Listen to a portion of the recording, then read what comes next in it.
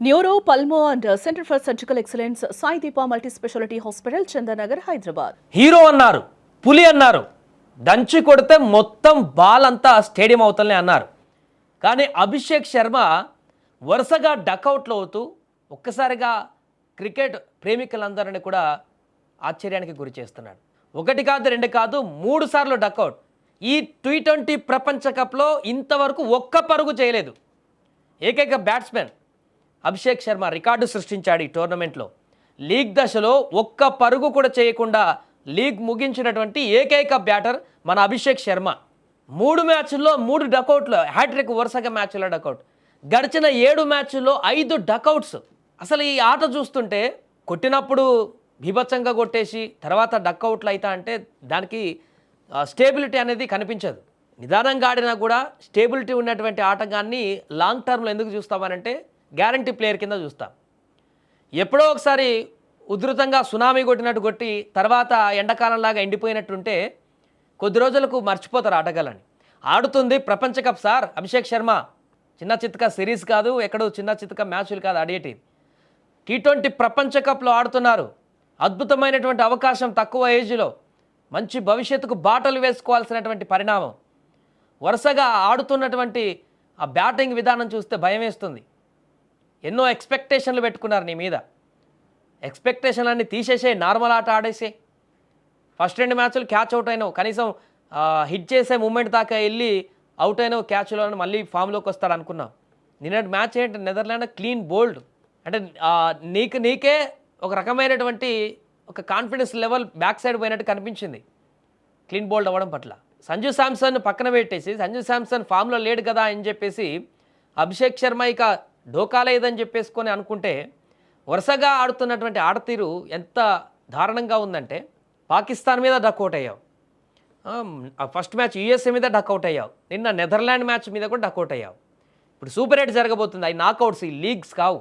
Super 8లో leagues ఉన్నా కూడా ఆ తర్వాత నుంచి నాకౌట్స్ ఉంటాయి. సూపర్ 8 అయిపోయిన తర్వాత కీలకమైనటువంటి పోరు సూపర్ 8లో చాలా పెద్ద టీంలు ఉన్నాయి. అందులో కూడా ఇదే పర్ఫార్మెన్స్ కొనసాగిస్తే ఏంటి పరిస్థితి? ఫస్ట్ ఓవర్లోనే అవుట్ అయితే నెదర్లాండ్లో టాప్ ఆర్డర్ అంతా కన్ఫ్యూజన్లో పడిపోయినారు. ప్రతిసారి ఈశాన్ కిషన్ కొట్టమంటే కొట్టడు కదా. మొన్నటి వరకు అభిషేక్ శర్మను కూడా ప్రతిసారి అభిషేక్ను కొట్టమంటేనే కొట్టడు కదా అని చెప్పేసి అనుకుంటూ వెనకేసుకుంటూ వచ్చేటువంటి పరిస్థితిని చూసాం. బట్ ఎన్నిసార్లు వెనకేసుకొని వస్తారు? కష్టం కదా. ఆడుతుంది మనం ప్రపంచ కప్, T20 ప్రపంచ కప్. లీగ్ దశలో నడుస్తుంది, సూపర్ 8లో కూడా నడుస్తుంది కావచ్చు. ఆ తర్వాత సెమీస్, ఫైనల్, నాకౌట్ ఒకటే మ్యాచ్ ఉంటుంది. ఒక్కసారి అవకాశం వస్తుంది, మళ్ళీ రాదు. అక్కడ కూడా విఫలమైతే ఎలా? ఇప్పుడు నిన్నటి వరకు ఎన్ని డకౌట్లు అయినా గత 6 మ్యాచ్ల్లో చూసుకుంటే వరుసగా 4 డకౌట్లు అయినా కూడా నిన్నటి వరకు కూడా ఇంకా వెనకేసుకుని వచ్చిన వాళ్ళే ఉన్నారు. అభిషేక్ శర్మని ఏం కాదు, ఫామ్లోకి వస్తాడు, ఒకసారి బ్యాట్ జులిపిస్తుంది, మామూలుగా ఉండదని చెప్పేసి అనుకున్నాం. బట్ నిన్న కూడా డకౌట్ అయితే ఏమైంది? అభిషేక్ శర్మ గ్రౌండ్ షాట్స్ ఆడొద్దని అనుకుంటున్నారా? ఎప్పుడు హిట్ చేస్తూ కొట్టడమే లక్ష్యంగా పెట్టుకున్నారా? ఇలా అయితే లాంగ్ టైం క్రికెట్ని ఎలా సస్టైన్ చేస్తారు అనేటువంటి ప్రశ్నలు ఇప్పుడు ఉత్పన్నమవుతున్నాయి. 0-0-0 T20 వరల్డ్ కప్ స్టార్ట్ అయ్యి ఇప్పటికీ వారాలు గడిచిపోతుంది. అన్ని జట్లు ఉన్నటువంటి 20 జట్లలో టీముల్లో ఉన్నటువంటి ప్రతి బ్యాట్స్మెన్ కనీసం ఒక్క పరగన చేసినారు. టాప్ నెంబర్ 1 ర్యాంకర్గా ఉండి T20లో విభత్సమైనటువంటి బ్యాట్స్మెన్గా పేరు పొంది ఈ T20 వరల్డ్ కప్లో ఇంకా నువ్వు ఖాతా తెరవలేదు. ఒక్క పరుగు అనేది కూడా చేయలేదు. సంజు శాంసన్ సరే ఫామ్లో లేకపోయినా కూడా ఓ మినిమం 10-20 కొట్టుకొని వెళ్ళిపోతున్నాడు. అంటే మరీ డక్అవుట్ అవుతూ అవతల వాళ్ళకి రావడంతో సెల్ఫ్ అవుట్ అవుతున్నట్టుగా అవ్వట్లేదు. ఓ 10-15-20 అన్న కొడుతున్నాడు విఫలమవుతున్న పెద్ద స్కోర్లు చేయడానికి.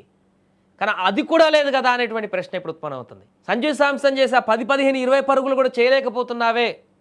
సరే పోనీ ఆ 20-30 4-5 మ్యాచ్ల్లో సంజు శాంసన్ కొట్టినాయన్ని కూడా ఒకే మ్యాచ్లో కొడతాడు మా పులి, ఒక్కసారి బ్యాట్ జులిపించాడంటే కథ అట్లనే అనుకొని కూడా ఇప్పటిదాకా అనుకుంటూ వచ్చారు. అయినా కూడా లేదే. ఇలా అయితే ఎలా అనేటువంటి ప్రశ్నలు ఉత్పన్నమవుతున్నాయి. అంతేకాదు కీలకమైనటువంటి మ్యాచ్ల్లో ఇలాంటి ఫామే కొనసాగితే మిగతా అంత ఇబ్బంది పడుతుంది. మనకు మిడిల్ ఆర్డర్ ఎండ్ వరకు కూడా బ్యాటింగ్ దళం గట్టిగా ఉంది కాబట్టి నిన్న మ్యాచ్లో చూడండి పేక మెడల టాప్ ఆర్డర్ అంతా కుప్పకూలిపోయింది. ఒకరి తర్వాత ఒకరు. చివరిలో హార్దిక్ పాండ్యా, శివన్ దుబే భీకరంగా పోరు కొనసాగించడంతో ఎండింగ్లో క్లైమాక్స్లో ఒక్కసారిగా సీన్ రివర్స్ అయింది. ఆ టాప్ ఆర్డర్ సరిగా ఉంటే అక్కడ అంత మనకు కన్ఫ్యూజన్ లేక అంత భయంగా ఉండాల్సిన పరిస్థితి రాదు కదా. అందుకని అభిషేక్ శర్మ మీద ఇప్పుడు కొంత విమర్శలు వస్తున్నటువంటి పరిస్థితి. అట్లని పూర్తిగా తక్కువ చేయలేం మన అభిషేక్ శర్మని. అద్భుతమైన బ్యాటింగ్ ఉంది, ఎలా సిక్సర్ కొడతారో తెలుసు, ఎలా హిట్ చేస్తారో తెలుసు. కానీ చిన్న చిన్న పొరపాట్లను కనుక మనం రెక్టిఫై చేసుకొని ముందుకు వెళ్ళకపోతే లాంగ్ టర్మ్లో ఇబ్బంది అవుతుంది అనేది ఇక్కడ ప్రధానమైనటువంటి సమస్య. ఆ అంశాన్ని మనం పరిగణలోకి తీసుకోవాలి. ఒక బౌలర్కి బ్యాట్స్మెన్ ఎలా ఆడుతున్నాడు అనేటువంటి విషయం క్లారిటీ వస్తే ఈజీగా వాళ్ళని కట్టడి చేయడానికి బౌలింగ్ దళాలను దింపుతారు. ఆ లైన్ మార్చుకొని ప్రతి మ్యాచ్లో ఒక కొత్త లైన్ని తీసుకొని వెళ్తే బౌలర్లకు అర్థం కాదు, ఆ తర్వాత మనం హ్యాపీగా బ్యాటింగ్ చేసేటువంటి అవకాశం ఉంటుంది. ఏదేమైనా ఈ T20 వరల్డ్ కప్లో అత్యంత భీకరమైనటువంటి ఫామ్ను కొనసాగిస్తున్నటువంటి అభిషేక్ శర్మ ఇకనైనా పరుగులు చేయాలి, ఇకనైనా ఆచితూచి వ్యవహరించాలి. ఎందుకంటే భవిష్యత్తుకి ఇది చాలా కీలకమైనటువంటి అంశం. T20 వరల్డ్ కప్లో పూర్తిగా విఫలమైతే దాని పరిణామాలు చాలా ఎఫెక్టివ్గా అనిపిస్తాయి. తర్వాత 0 స్కోర్ల మీద ఉన్నారు, ఇంకా ఒక్క పరుగు కూడా తీయకపోవడం అనేది ఈ టోర్నీ అయిపోయేసరికి కూడా ఇలానే కొనసాగుతుంది సూపర్ 8 పైన కూడా. ఇక తర్వాత కెరీరే ప్రమాదంలో పడేటువంటి అవకాశం ఉంటుంది. చాలా తక్కువ ఏజ్లో అద్భుతమైన అవకాశం వచ్చింది T20లో ఆడడానికి. సూపర్ 8లో ఏంటంటే కాన్ఫిడెన్స్ పెంచుకొని, అంటే ఇలాంటి టైంలో మానసిక స్థైర్యం చాలా ఇంపార్టెంట్ ప్లేయర్కి. వరుసగా ఫామ్ కోల్పోయినప్పుడు తడబడుతూ ఉంటారు బ్యాట్స్మెన్, మళ్ళీ ఫామ్లోకి రావడానికి ఆత్మవిశ్వాసాన్ని కోల్పోయేటువంటి పరిణామం ఉంటుంది. అలాంటివన్నీ పక్కన పెట్టి ఫ్రెష్ మైండ్ తోటి గ్రౌండ్లోకి దిగి మరలా తన న్యాచురల్ గేమ్ ప్రతిదీ హిట్ కొట్టాలనే కాకుండా బాల్ని అంచనా వేసి హిట్ చేసి గ్రౌండ్ ఆడేసి డిఫెండ్ చేస్తే ఆ మైండ్ సెట్తో వస్తే సూపర్ 8లోనన్నా రాణించేటువంటి అవకాశం ఉంటుంది. ఏదేమైనా వరుసగా విఫలమవుతున్నటువంటి అభిషేక్ శర్మ ఫామ్ అనేది సూపర్ 8లో ఏ రకంగా ఉండబోతుంది, సూపర్ 8లో కూడా ఇలానే కొనసాగితే ఎలాంటి పరిణామాలు ఏర్పడతాయి, మీరేమనుకుంటున్నారో కూడా కామెంట్ చేయండి. అభిషేక్ శర్మను సూపర్ 8లో కొనసాగించాలా, సంజు శాంసన్కి అవకాశం ఇవ్వాలా, దీనికి సంబంధించి మీ అభిప్రాయాలు అంటే కూడా వ్యూవర్స్ అందరూ మీరు కామెంట్ చేయండి. ప్రస్తుతానికైతే అభిషేక్ శర్మ విఫలంగా అవుతున్న సందర్భంలో మరలా తను పికప్ అవ్వాలని కూడా కోరుకుందాం.